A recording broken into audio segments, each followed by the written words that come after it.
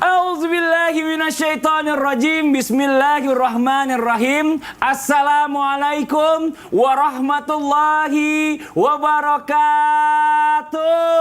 Waalaikumsalam warahmatullahi wabarakatuh. Jamaah, oh jamaah. Alhamdulillah. Alhamdulillahirabbil alamin. Allahumma shalli ala sayidina Muhammad wa ala ali sayidina Muhammad. Rabbi shrah li sadri wa yassir li amri wahlul 'uqdatam min lisani yafqahu qawli. Jamaah Islami Tinda yang dirahmati Allah, masyaallah, alhamdulillah. Hari ini kita bertemu lagi di Islami Tinda bersama guru-guru kita. Ada Habib Nabila Musawa, Ustadz Maulana dan juga Ustadz Syah, masyaallah. Dan buat jamaah nih ya, jamaah. Kalau lagi megang HP, menunggu sesuatu, ada notifikasi masuk, kayaknya seneng banget. Jangan-jangan si dia, cie, jangan-jangan si dia ya kan. Tapi ini ya, kalau misalnya dalam kehidupan ini ada yang perlu kita perhatikan. Dia tuh nggak pernah ngasih notifikasi, tiba-tiba kejadian. Apa itu? Namanya kematian. Tuh 2, 3, kematian. Wah. Kalau ada notifikasinya, berarti orang sudah ke masjid semua tuh. Iya kan? Langsung dia berbuat baik terus, kan nggak ada yang tidak mau ada yang berbuat tahu jahat. kapan kita mati, di mana kita mati, dan bagaimana Tapi kematian katanya ada kita. tanda-tandanya. Orang bilang gini, ada tanda-tandanya 100 hari, ada yang bilang 40 hari Ada. sebelumnya, ada yang bilang segala macam. 100 hari, 40 hari, 7 hari, Nah. 3 hari, 1 hari. Ada. Kalau gitu 5 kita ini. bahas aja tema kita Iya. hari ini. Temanya adalah kematian itu pasti tanpa ada notifikasi. Wah. Pokoknya buat jamaah Islami Tinda, yuk. Yang di rumah buruan Siapkan catatan. siapin catatannya nih. Saya punya nih, dikasih nih saya tuh. Udah ada tulisan orang lagi. Bukan, itu tulisannya Ustaz Syam. Oh, Ustaz Syam, ya. Ini kita siapin catatannya supaya kita belajar sama-sama ya, biar apa yang diberikan oleh guru-guru kita ini bukan cuma hanya didengar dan lupa, tapi membekas di kita. Ini Masya Allah luar biasa. Nah, ini ada satu hal nih Ustaz Syam nih, yang bikin kita tuh tergelitik bahkan tersentil. Wah, ada yang komen ya, ada yang komen terus dia bahas, nanya sama saya gini, Mas Fadli, ya kan, ini gimana sih? Kalau masalah kematian saya bilang, udah nggak usah khawatir. Masalah kematian, tiap hari itu kita juga mati sebenarnya. Mas Fadli jawab gitu? Iya, dia bilang, mati gimana katanya? Nggak bisa begitu dong. Masa kita mati, orang mati itu nggak bangun-bangun lagi katanya, nggak hidup-hidup lagi. Nah ini makanya manusia nih buat jamaah Islami Tinda ya, sebenarnya kita tanpa sadar udah merasakan yang namanya kematian setiap hari, benar Ustaz Syam ya? Mungkin butuh penjelasan Ustaz Syam. Fadhol Ustaz Syam, silakan. Bismillahirrahmanirrahim. Tabi guruku Habib Nabil Ustadz Maulana Mas Fadli serta guru-guru kami yang dimuliakan Allah Subhanahu wa taala, serta penanya yang mengatakan bahwasanya apakah kematian itu bisa dirasakan seseorang setiap harinya? Berarti orang tiap hari mati. Subhanallah. Maka jawabannya adalah betul. Karena diibaratkan kematian itu adalah tidur, dan tidur itu adalah kematian kecil. Subhanallah. Kiamatnya seorang manusia adalah kematiannya, dan tidur itu adalah sangat dekat dengan yang namanya kematian, atau bisa dikatakan bersaudara dengan kematian. Kenapa? Disebutkan Syekh Tahir bahwasanya seseorang tidak bisa mengetahui alam kubur itu seperti apa. Alam barzakh itu adalah sesuatu yang gaib bagi seorang manusia. Tapi bagi seorang manusia yang beriman, ba'da naqul a'udzubillahi minasyaitonir rajim, alladzina yu'minuna bil ghaibi wa yuqimuna as-salata wa mimma razaqnahum yunfikun. Bagi seorang yang beriman, maka wajib juga dia mengimani sesuatu yang gaib.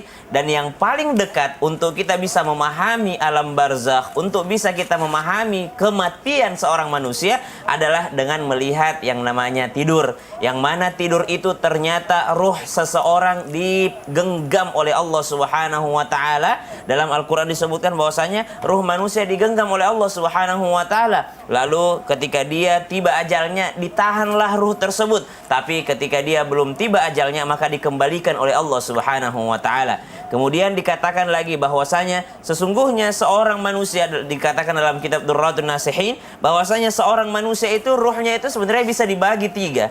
Ada ruh sultaniyah, yang mana ruh tersebut adalah yang tersimpan di dalam hati, yang berikrar di hadapan Allah Subhanahu wa taala. Kemudian ada yang disebut dengan ruh ruhaniyah, yang tersimpan di dalam dada manusia. Kemudian ada yang disebut dengan ruh jasmaniyah. ruh jasmaniyah inilah yang keluar ketika seseorang tertidur, keluar diangkat bersama dengan akalnya. Maka dibawalah oleh Allah Subhanahu wa taala, diangkatlah ruh jasmaniyah ini daripada seorang manusia ketika dia sedang tertidur. Maka pada saat itu pula seseorang mungkin melihat dia sedang berada di mana, dalam mimpinya dia melihat di mana, karena ruh jasmaniyahnya sedang diangkat oleh Allah Subhanahu wa taala. Jamaah Islam itu yang dimuliakan Allah Subhanahu wa taala. Sebagai tambahan lagi, kenapa dikatakan bahwa sebenarnya kita itu udah mati tiap hari, bahwasanya tidur itu bersaudara dengan mati? Karena sesungguhnya dalam doa ketika seorang terbangun maka dia berdoa, alhamdulillahilladzi ahyana ba'dama amatana. Segala puji bagimu ya Allah yang telah mematikan kami, menghidupkan kami setelah mematikan kami. Subhanallah. Berarti kematian itu dianggap seseorang, ataupun tidur itu adalah dianggap seseorang telah mengalami yang namanya kematian. Subhanallah. Kemudian kalau dikatakan kematian bersaudara dengan tidur, maka bedanya adalah orang kalau tidur di Ciputat, bangunnya di Ciputat. Tapi kalau kematian, tidurnya di Ciputat, bangunnya sudah di alam barzakh. Wallahu ta'ala a'lam. Ustaz Syam lagi ngomongin Ustaz Syam nih. Iya, karena Ciputat saya. Ini Masya Allah ya. Panas. Jadi buat jamaah Islam itu yang ada di rumah nih, Masya Allah, yang namanya kematian itu pasti tanpa ada notifikasi. Tadi dijelaskan oleh guru kita, yang namanya tidur itu adalah merupakan mati kecil. Dan tadi juga dibilang di sini ruh ini ada terbagi 3, ada sultaniyah, ada ruhaniyah, ada jasmaniyah. Nah, jasmaniyah inilah yang membuat kita ini yang maksudnya dalam tidur ini diambil sama Allah, digenggam sama Allah dan dikembalikan lagi pada kita pada saat kita lagi bangun. Nah, ini Masya Allah luar biasa. Catatannya luar biasa. Kita sama biar jamaah di rumah juga nyatet gitu. Nah, sekarang kita lanjut lagi nih, jamaah. Sering dengar pengumuman mungkin di masjid sekitar rumah. Tadi subuh saya dapat kabar dari kakak saya. Oh, itu kan Tetangga bukan saya di meninggal. masjid. Oh, ini kita lagi ngomongin masjid nih, ya kan? Lagi nyodok aja sih. Nah, ini Masya Allah ya, setiap hari atau mungkin sebulan sekali ada aja kita dengar tuh pengumuman. Inna lillahi wa inna ilaihi rajiun. Telah berpulang ke rahmatullah Fulan bin Fulan pada hari ini, jam sekian. Wah, ini Masya Allah luar biasa. Nah, padahal sebelumnya mungkin ya buat bapak-bapak nih, ada yang sempet hari kemarin tuh masih ngobrol sama saya loh, Mas Fadli. Itu tuh masih kayaknya dia sehat, baik-baik aja. Nah, inilah yang disebut dengan yang namanya kematian tanpa ada notifikasi. Nah, tapi gini Ustadz, bicara masalah tentang kematian dan notifikasi. Kematian adalah sesuatu yang benar-benar boleh dibilangkan sempurna, wafat gitu ya. Nah, ini apakah memang harusnya kan ada notifikasi, kasih tahu dulu dong, biar kita makin sempurna wafatnya gitu loh. Mohon izin menjelaskan, silakan Ustaz. Kenapa nggak begitu? Izin gitu. Habib dan Ustaz, Masya Allah, tabarakallah. Allahumma salli ala sayyidina Muhammad ala sayyidina Muhammad. 26 Syawal 1444 Hijriah, 44 hari lagi Idul Adha. Masya Allah, tabarakallah. Satu hal buat kita, tanpa menggurui hanya mengingatkan, karena yang ceramah pun akan meninggal. Orang kaya mati, orang miskin mati, osnya juga mati. Ustadz, enak aja. Mati aja. Ustadz mau mati juga. Buat kita semuanya yang di rumah, mohon maaf tanpa menggurui, harus kita persiapkan yang namanya mati. Bukan kapan matinya, bagaimana matinya, bukan itu aja. Tapi kita harus mempersiapkan bekal untuk menuju kematian itu. Apa yang kau siapkan sebenarnya? Maka kalau bicara, kok bisa ada orang meninggal? Kok muda banget? Aku tadi nelpon sama kakak saya. Ada apa nih? Assalamualaikum, berarti minta ditelepon. Saya telepon balik, kenapa? Situ meninggal tetangga kita. Oh iya, coba aku nggak berani nanya kapan meninggalnya, bagaimana meninggalnya. Nggak enak aku, karena dalam hal ini mungkin kita berkata, kok bisa tidak ada notifikasinya, tiba-tiba mati benar. Kalau bagi orang yang beriman, sekali lagi, bagi orang yang beriman, kematian mendadak menurut kita itu adalah bentuk keringanan dari Allah, bentuk kemudahan dari Allah, bentuk menyenangkan dari Allah. Karena kenapa? Tidak menyulitkan, tidak memberatkan, kayak gitu. Alhamdulillahirabbil alamin. bagaimana prosesnya namanya kematian itu. Kullu nafsin zaikatul maut. Ada namanya semua akan merasakan proses kematian. Dari prosesnya dari jari-jari kaki menuju lutut, lutut ke pusat, pusat ke dada, dan ke lidah terus berangkat. Bahkan ada tanda-tandanya, dan bahkan ada tanda dari 100-nya, 40-nya, 7 harinya, 3 harinya, dan bahkan 1 harinya. Dari sini kita bisa belajar bagi orang beriman itu bentuk kemudahan dari Allah. Mungkin menurut kita itu mati mendadak, tapi itu bentuk kemudahan dari Allah, keringanan, kenyamanan. Tapi bagi orang yang tidak beriman, maka ini bentuk penyesalan buat dia. Aduh, kenapa saya tidak coba kasih bekal aku dulu, kasih ini. Dari sini kita bisa belajar, ayo persiapkan akan bekal kita akan kematian, karena tidak ada yang tahu kapan, di mana, bagaimana kematian itu. Sekali lagi, kapan, di mana, bagaimana kematian itu. Maka harusnya bagi orang-orang beriman ini adalah bentuk kasih sayang Allah ketika orang meninggal tanpa mungkin sebenarnya semua pasti ada sebabnya kematian itu. Sebabnya nanti jangan kemana-mana, nanti akan kita bahas lebih lanjut lagi. Sebenarnya masih ada saya mau bahas ini. Masya Allah. Kalau 100 hari apa tandanya? Oh gitu, dia dikasih tahu. Ada. Masya Allah. 40 hari ada tandanya. Oh, nanti kita bahas lagi deh biar lebih Jangan lanjutnya. sampai Fadli sudah merasakannya. Enggak, saya alhamdulillah belum ada perasaan apa-apa Ustaz. Mungkin Ustaz kalau udah ngerasain kasih tahu saya, biar saya juga siap-siap. Maksudnya apa ini? Ini Masya Allah dia Ustaz Maulana nih selalu nyinggung. Tapi memang yang namanya manusia, semua itu pasti akan merasakan yang namanya kematian. Tadi Ustaz Maulana menjelaskan, yang penting itu jangan mikirin kapan, bagaimana, dan di mana kita meninggal. Tapi apa yang kita persiapkan pada saat kita mau meninggal. Nah ini Masya Allah luar biasa ya. Allah ini memberikan sesuatu buat orang-orang yang beriman ini adalah mungkin tadi Ustaz Maulana bilang keringanan, kemudahan, dan bahkan keindahan untuk orang-orang yang beriman dalam kematian ini. Masya Allah tidak berlaku bagi orang-orang yang tidak beriman. Nauzubillah min dzalik. Dan sekarang kita lanjut lagi nih ya, bicara masalah tentang lebih detail ya sekarang ya, karena mencatat ya. Iya. Enak kan? Maaf Pak, waktunya mulai habis nih. Iya, bicara masalah tentang kematian, ini memang jelas-jelas tanpa ada notifikasi bagi si orang yang akan meninggal atau yang akan mati ini. Tapi kita selalu dengar ya, jadinya kalau kita bilang nauzubillah min dzalik ya, kadang-kadang ada orang sebagian ngejudge akhir hidup orang, wah nanti kita tahu nih kayaknya dia kan suka mabuk-mabukan nih. Nanti pasti meninggalnya itu dia pasti su'ul khotimah. Nauzubillah min dzalik. Kita tuh nggak pernah tahu ya orang itu meninggal seperti apa. Tapi memang ada istilah yang bilang orang itu akan meninggal dengan kebiasaannya, Bib. Nah, ini bagaimana hubungan orang meninggal dengan kebiasaannya? Mohon izin penjelasannya, Bib. Fadhol, Bib. Izin Ustaz Syam, Ustaz Maulana. Bismillahirrahmanirrahim. Assalamualaikum warahmatullahi wabarakatuh. Waalaikumsalam warahmatullahi wabarakatuh. Alhamdulillah wassalatu wassalam ala sayyidina Rasulillah wa ala alihi wa sahbihi wa mawalah. Amma ba'd, para pemirsa yang dimuliakan Allah. Islam itu indah, makin keren aja. Insyaallah.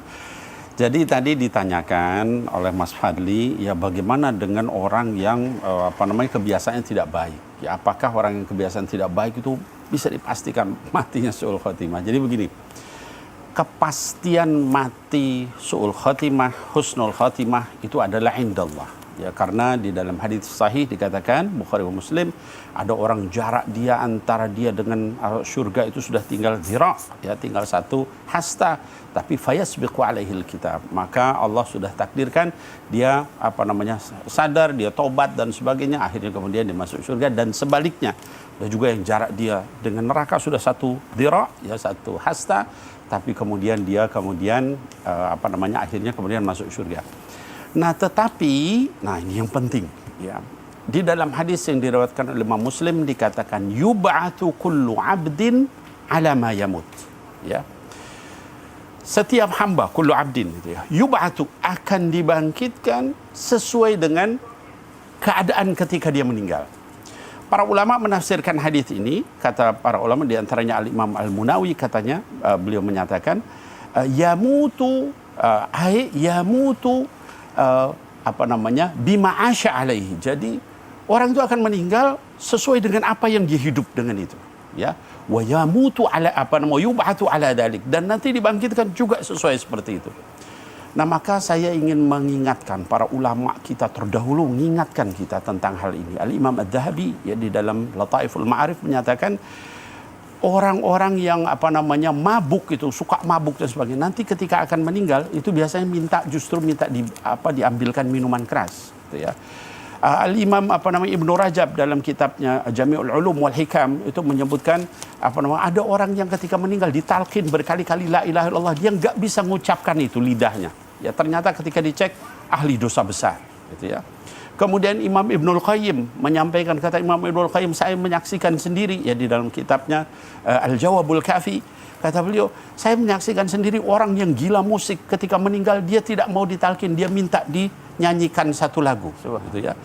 Nah, kata Imam Ibnul Qayyim kemudian ketika menyampaikan ini, hati-hatilah. Orang ahli ibadah aja ketika hidup itu bisa digoda oleh setan sehingga akhirnya dia jadi malas ibadah. Apalagi ketika akan meninggal. Itu setan yang terkuat yang menggoda itu. Nah, oleh sebab itu, maka kita hati-hati jangan sampai kita membiasakan kebiasaan buruk. Nanti khawatirnya kita meninggal dalam keadaan seperti itu. Nah, kemudian apakah ada tandanya? Ini nanti kita akan bahas, Ustadz Fadli, setelah yang berikut. Wah, Masya Allah, saya lagi sambil denger, sambil nyatet, Bib, soalnya.